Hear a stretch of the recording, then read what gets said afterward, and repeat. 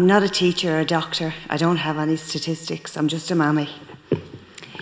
Our lives changed 2 years and 6 months ago. I'm not going to cry.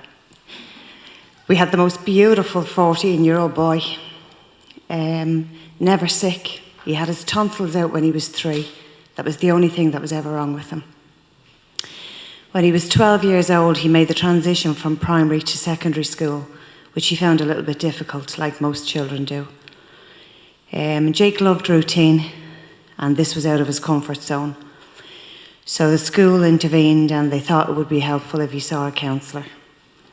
So she referred him to a psychologist, and Jake continued to see the psychologist for 2 years, once a month, sometimes once maybe every 3 to 4 months. I thought occupational therapy or cognitive behavioural therapy would help Jake, and I asked the psychologist would that be possible. So in January 2013, she made an appointment for Jake to see her colleague, which I thought was an occupational therapist. We never had any dealings with mental health. I didn't know anybody in the mental health system, never knew anybody on antidepressants, anything. I was in work that morning, so my husband John took Jake to the appointment. It lasted all of 10 minutes, and he came out with a prescription for Prozac. There was no consent form, there was no explanation what Prozac was, and the reason he was given it was to get him through his exams. Jake had an IQ of 153. He had a condition called mild Asperger's.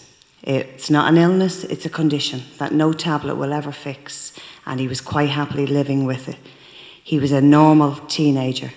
He was going through adolescence, he was sitting exams. It's just anxiety, that's it. He walked out of an exam halfway through, which was highly unusual. He also had a meltdown, which was highly unusual, that night, which lasted about 3 hours.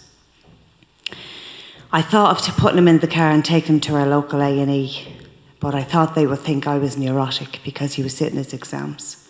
I never thought that medication could make you do that, because a doctor had gave it to us, a psychiatrist. So they wouldn't harm my child. Do no harm. That's the oath they've taken. So Jake wasn't monitored on Prozac. The dosage was doubled without her seeing him again. She gave a rolling prescription to the pharmacist, who our local pharmacist didn't think to include a patient information leaflet with the Prozac. On day 46, Jake shot himself dead with a .22 rifle, while his daddy and I were sitting downstairs. He had no history of suicide ideation, no history of self-harm, no history of depression. As I said, the only diagnosis they managed to make on him was mild Asperger's. This can never be fixed, ever. I was one of the most overprotective mothers in the world, so if it can happen to my child, well, there for the grace of God goes anybody's child. But what we're left with is fighting the Irish system. Because of Irish psychiatry, my Jake is gone. Despite Irish psychiatry, I'm standing here telling his story. But before I finish up, because I don't have an awful long story, because we're still in the middle of Jake's inquest, they have put us through the ringer, bringing all kinds of barristers and statistics in. We are not allowed to speak about Jake in Ireland because of prescribed medication. If my son had been on cocaine, I would have been allowed to speak about him. I would be behind bars. Now, in my eyes, the prescribing psychiatrist should be charged with manslaughter. I never signed a consent form. We were not informed. That is what this is all about, informed consent, how dangerous these medications are, and stop medicating our children. Let's let them be children.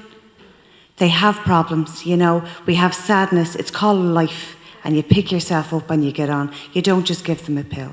But just before I finish up, 3 weeks ago, we found an email belonging to Jake, which was wrote 24 hours before he died.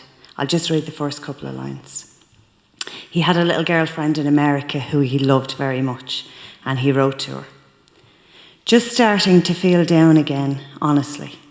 The anti-anxiety stuff is actually an antidepressant, which they didn't tell me. Probably doesn't make much of a difference, but I feel like I'm drugged to the point that it suppresses everything bad until it all suddenly spills out. and they were my son's drug little mind's words 24 hours before he died. Thank you very much for allowing me to tell Jake's story. Thank you.